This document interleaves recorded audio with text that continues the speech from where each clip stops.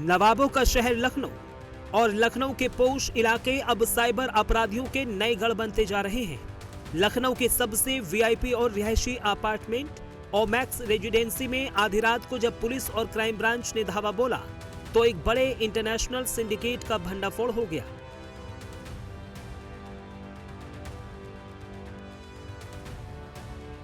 इस छापेमारी में पुलिस ने अंतर्राष्ट्रीय स्तर पर चल रहे एक फर्जी कॉल सेंटर का पर्दाफाश करते हुए 7 शातिर अपराधियों को दबोच लिया। पुलिस ने मौके से भारी मात्रा में लैपटॉप, मोबाइल और इलेक्ट्रॉनिक उपकरण बरामद किए हैं। बीते दिनों समिट बिल्डिंग से 119 लोगों की गिरफ्तारी के बाद अब ओमैक्स रेजिडेंसी में ये बड़ी कार्रवाई हुई है। लेकिन सबसे बड़ा और हैरान करने वाला सवाल ये है कि ये फर्जी कॉल सेंटर पुलिस मुख्यालय से महज 1 किलोमीटर की दूरी पर चल रहा था। हालात ये थे कि अगर मुख्यालय के अंदर से पुलिस के आला अधिकारी चिल्ला भी देते तो अपराधी भाग खड़े होते, लेकिन इतनी हाईटेक व्यवस्था होने के बावजूद इस अंतर्राष्ट्रीय कॉल सेंटर को पकड़ने में पुलिस को पूरे 80 दिन लग गए। वहीं इस पूरे मामले पर यूपी के डिप्टी सीएम ब्रजेश पाठक ने भी पुलिस की पीठ थपथपाते हुए कहा कि हमारे पास ऐसी ब्रह्मोस मिसाइल है जिसके कंप्यूटर में अगर आतंकवादी के बेडरूम के लोकेशन फीड कर दी जाए तो ये सीधे उसकी खटिया तक जाकर वार कर सकती है। आप सोचिए कि लखनऊ में ब्रह्मोस मिसाइल भी बनती है। लखनऊ पहले लिखा जाता था मुस्कुराइए लखनऊ में है, अब गड़बड़ाएगा अगर कहीं पड़ोसी तो मुस्कुराने के बजाय उल्टा बयाना पड़ जाएगा, और वो भी मेड इन लखनऊ है। आप सोचिए कोई सोच सकता था कि लखनऊ में ब्रह्मोस मिसाइल बनेगी? और मिसाइल ऐसी नहीं है कि निशाना लगा के दागना पड़े, कंप्यूटर में फीड कर देंगे किस बेडरूम में कहां आतंकवादी सोए, वहीं जाकर खटिया में लगेगी, सीधे खटिया में, दाएं बाएं नहीं। पुलिस के मुताबिक ये ठग बेहद शातिर हैं। ये लोग लखनऊ में बैठकर ई-सिम के जरिए अमेरिका का नंबर इस्तेमाल करते थे। विदेशी नागरिकों, खासकर अमेरिकियों के कंप्यूटर में वायरस का फर्जी पॉप अप भेजते थे और खुद को माइक्रोसॉफ्ट सपोर्ट या साइबर सिक्योरिटी एक्सपर्ट बताकर मोटी रकम ऐंठ लिया करते थे। लखनऊ में लगातार अंतर्राष्ट्रीय कॉल सेंटर पर पुलिस की छापेमारी चल रही। इस पर ज़्यादा बातचीत करने के लिए आईपीएस किरण जी हैं, जिन्होंने इस पूरे ऑपरेशन में रह करके कई गिरफ्तारियां की है।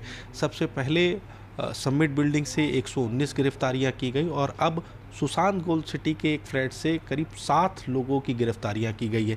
किस तरीके से कॉल सेंटर चल रहा था, किस तरीके से अमेरिका में बैठे लोगों को निशाना बनाते थे, इस पर बातचीत करने के लिए किरण जी हैं।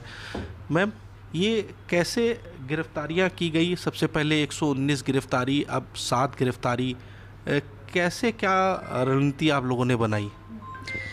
डीजीपी यूपी सर के द्वारा साइवज्र नाम से एक साइबर क्राइम के अगेंस्ट में अभियान चलाया जा रहा है, जिसके अंतर्गत साइबर क्रिमिनल्स के अगेंस्ट लगातार कार्रवाई की जा रही थी लखनऊ पुलिस के द्वारा। इससे पहले भी हम लोगों ने 2 कॉल सेंटर बर्स्ट किए थे जो कि इंडियन यूथ को जॉब के नाम पे ठगी किया करते थे। उसके बाद हमको एक और सूचना मिली कि समिट बिल्डिंग में एक इंटरनेशनल फेक कॉल सेंटर चल रहा है। वहाँ जाके पाया गया तो कुल 119 लोग थे जो अपने आप को विदेशी नागरिक बन के कस्टमर सपोर्ट सर्विस के नाम पे यूएस के सिटीजन के साथ में ठगी किया करते थे। उसी के क्रम में हमें एक और इनपुट मिला कि थाना क्षेत्र सुशांत गोल्ड सिटी में ओमेक्स R2 रेजिडेंसी में भी एक इस तरह का कॉल सेंटर चल रहा है। ये टिपिकल कॉल सेंटर के फॉर्मेट में नहीं था। यहाँ पे ये लोग कमरे से बैठकर लैपटॉप्स और अन्य इक्विपमेंट के साथ में यूएस के सिटीजन्स के साथ में कनेक्ट करके उनके साथ फ्रॉड किया करते थे। इनका जो मॉडस ऑपरेंडी था ये था कि जो यूएस में भी स्कैनर्स हैं वो इनके साथ मिले हुए थे। वहाँ पे यूएस सिटीजन्स के सिस्टम्स को ये लोग वायरस मैलवेयर डाल के इन्फेक्ट करते थे, उसका पॉपअप जनरेट करवाते थे। जब वहाँ के सिटीजन्स को लगता था कि उनका सिस्टम जो है ख़राब हो गया है या अपडेट मांग रहा है, तब ये एक टोल फ्री नंबर वहाँ पे फ्लैश करते थे।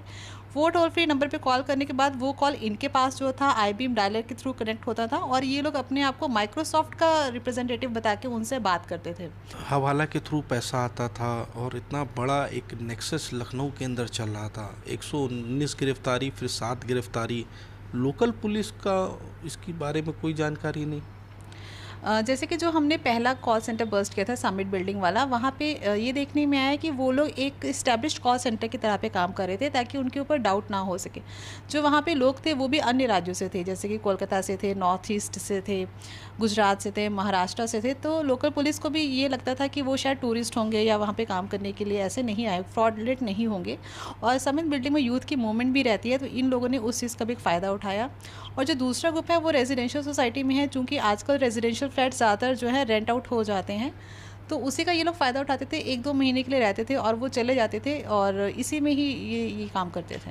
ये लोग मैम यहाँ कब से रह रहे थे, फ्लैट पर कब से रह रहे थे, और दोनों का जो समिट बिल्डिंग और जो गिरफ्तारी हुई, दोनों का पैटर्न क्या था मैम?